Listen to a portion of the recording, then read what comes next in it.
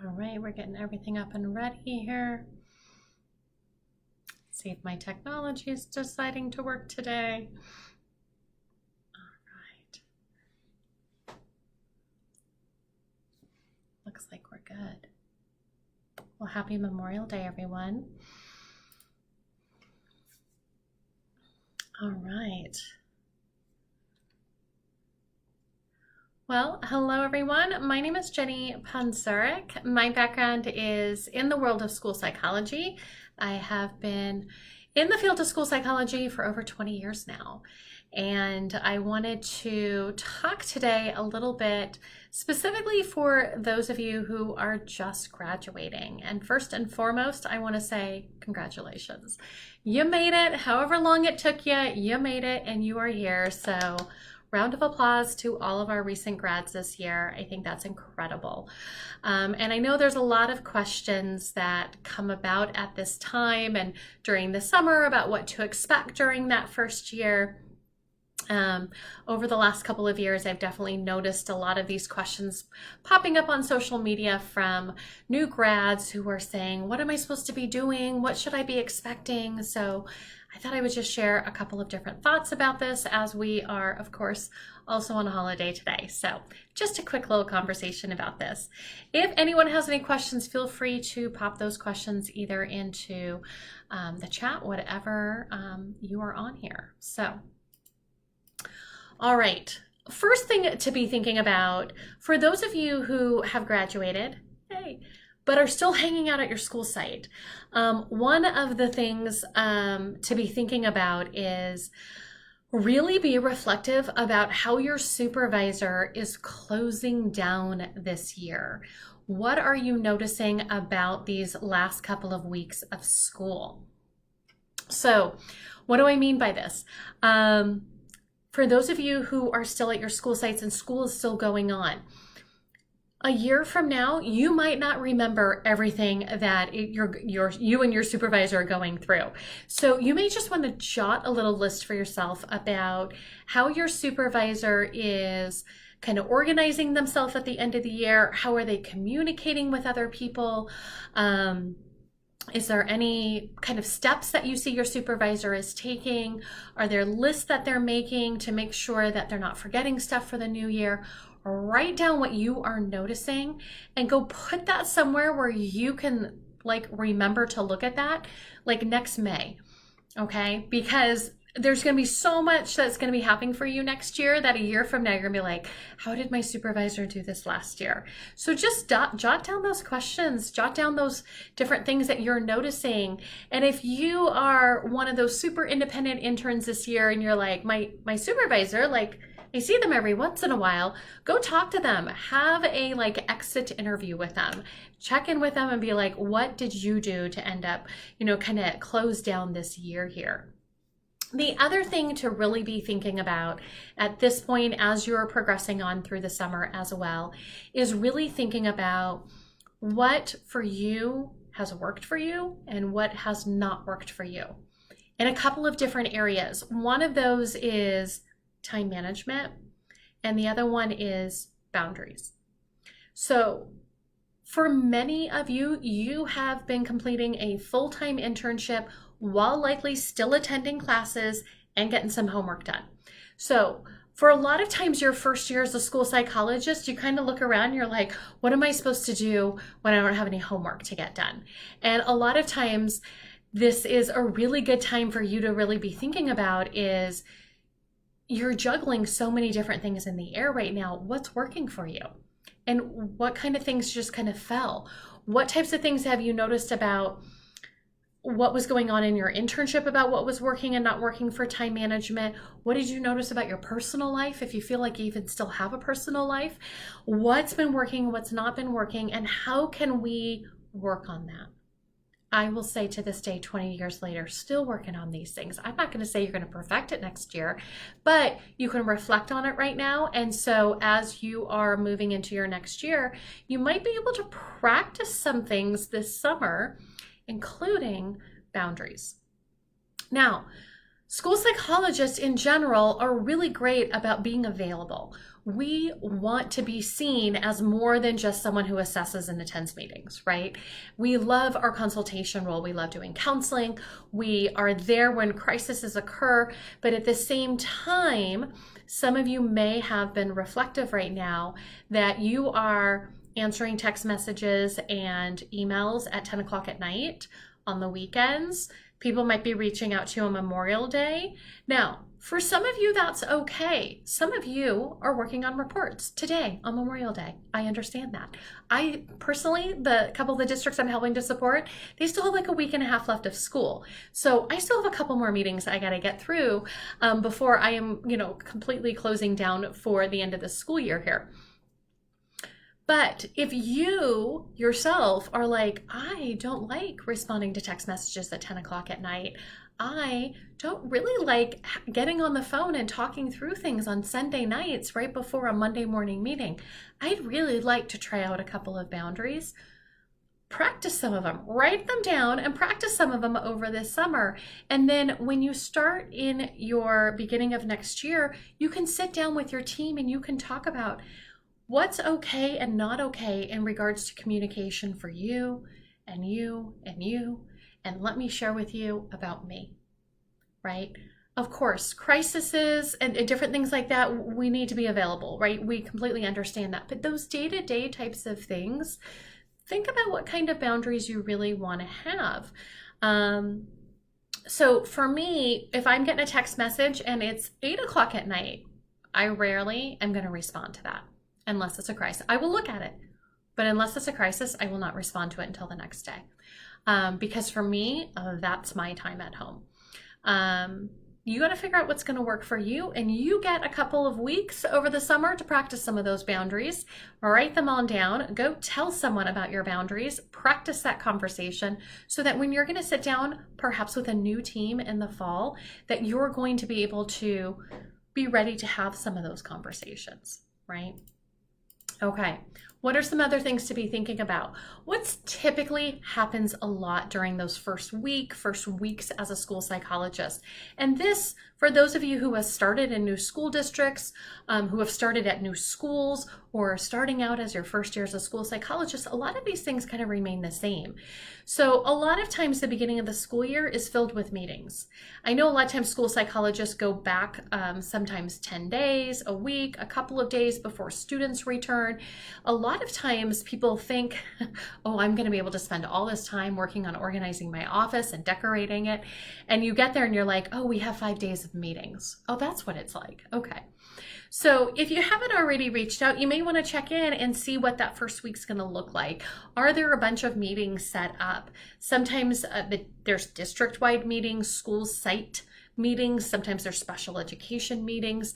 Sometimes there's trainings on the new blankety blank blank blank. And then a lot of times for new hires, there's some new trainings at the beginning of the year as well.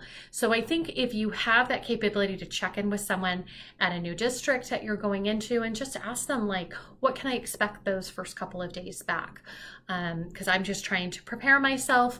Are there already things set aside? Even if you don't have everything confirmed, just a general kind of, how am I going to walk into this?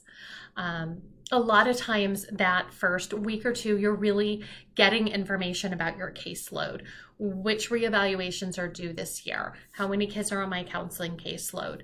You get to, if you're walking into a new school site, hopefully, fingers crossed, there is a piece of paper somewhere that says, Dear New School Psych, Dear School Psych taking over this, here are the files, right? With little lists inside about this is where I left off on this evaluation, or this is where we're at with this counseling student. This is how we're progressing on the goals. So to be able to kind of do some check-ins around what's that caseload going to look like for you, at least at the beginning of the school year, if not for a lot of people, especially those of you working a lot of times at that secondary level where there's a lot of reevaluation, you get to look at that caseload. You get to start looking at what your whole year is going to look like. You can see, oh my goodness, I have so much in these 2 months and I have like almost nothing over here. Can we spread some different things out? And I think a lot of school psychologists really spend that first week or so really getting organized themselves and getting organized with the rest of their team as well. That kind of leads to the last point there about making sure you're connecting with other people. Again, depending on the district, a lot of districts that I've worked with, the school psychologists are one of the first people that come back. And then slowly, like my teachers and my speech and language pathologists are coming back. My admin tend to have already been there. So if I'm new to a school, I am already connecting with my admin. I'm introducing myself. I'm like, I'd love to sit down with you. You let me know when you have some time. And being able to set up that time to just introduce yourself, figure out what's going on with that school site, and then being able to check in with your special ed team. Ask questions at the beginning, especially if those people were there in the previous year, right? What are the big cases I need to know about? What are the things that are going to come up right away? How do things work over here? Do we organize ourselves for the whole year, like right away? Or do we just do it month by month or quarter by quarter, right? A lot of teams start putting down their reevaluation meeting dates at the very beginning of the year. They have them all scheduled for the entire school year. Some teams, that's too overwhelming for them, and they just do it like month by month or quarter by quarter. Sometimes someone else is doing that. Sometimes they're looking at you to do it, right? So just kind of like wander in and be like, who does what around here, right? In my position, so for those of you who, I do a lot of trainings right now. So I'm not full-time employed by a school district right now. I help support a couple of school districts for consultation and trainings and support for new school psychologists.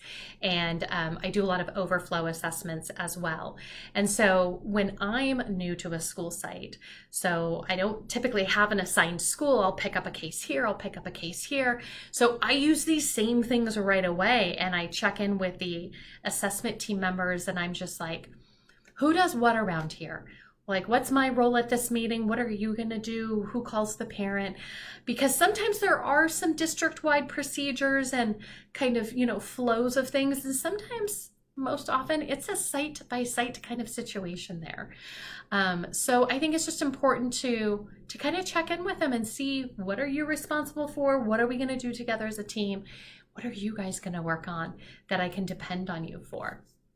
Now, if this is not enough information and you are really wanting to get a little bit more, I actually created a document called 4 Tips for Newer School Psychs. And you could head over to my website, jennyponzurek.com. If you want to quickly get right to this document here, go to jennyponzurek.com/live, Live, for all of our lives. And you're going to see a place for you to just give me your name and email address, and then you get these 4 tips for newer school psychs. There's a couple of other freebies that are on that page as well. If you're interested, feel free to sign up for all of them if you find them to be useful, or just sign up for the ones that are most helpful for you. But it could be something for you to kind of, be reading this summer, be thinking about, and as you're walking into next fall, something for you to be able to reference as well. Now, if you haven't heard, I'm also putting on a summer boot camp this summer, and it's going to be July 11th through the 22nd, and we have absolutely free sessions specifically designed for people who are going to start up their internship next year or be first-year school psychologists next year. And it's absolutely free. You just head over to the website, jennyponzurek.com. You'll see a pink button at the very top that says Summer Boot Camp, and you can go ahead and sign up right away, absolutely free. We have 10 sessions over 10 days for our new hires. And so we're going to have a lot of Q&A sessions. That's kind of our focus. We're definitely going to give you a lot of fun resources, but it's going to be a lot of Q&A opportunities. So if you're going into preschool, we have a preschool psych for you to come and ask questions to. If you're going into high school, if you have questions about counseling, if you have questions about behavior or bilingual evaluations, come on over. We're going to have a different Q&A topic every single day over 10 days, and everything's going to be recorded. So if you can't make it live during one of the sessions, all of the sessions will be recorded, and all of the all of the replays will be uploaded within about 24 to 48 hours. And then you can have access to those replays through the end of October. Okay, so you have be able to access them for quite a few months. Now, if you are not a new hire and you're still listening to this, we also have sessions for what I refer to as the newer school psychologist, and that's going to be for $37. We also have 10 sessions for you as well. And so we have some sessions about report writing, about facilitating IEPs, and summarizing results. We have information about data. We have things about conducting comprehensive evaluations for emotional disturbance. And guess what? If you're a new hire and you want to listen to those sessions, it's just $37. You are welcome to go ahead and sign up for those as well. And then our last group that we're providing some sessions for are for more of our veteran school psychologists. We have 4 sessions for them. You can purchase each of those separately, or you can purchase them all as a bundle. I'm going to be talking about dyslexia during one of the deep dives. We have someone coming in to talk about ED and autism. What happens when we're considering both of those areas of eligibility for the same student. We're going to have 2 presenters talk about LGBTQ, and then we have a 4-hour session about neurodiverse affirming practices. So all of those are available. If you go over to my website, jennyponzurek.com, click on the summer boot camp, little icon right up at the top in the right-hand corner. I always have my left and right issues there. And you can find out all of the information. And if you have any questions, just scroll down. You can ask me any questions you want. Happy to answer any of them for everyone. But I'm really excited to be able to offer this. And in all honesty, the main reason behind the summer boot camp are the new hires. It is the new hires who I read summer after summer asking questions in school psych Facebook groups about what should I be thinking about? What should I be reading?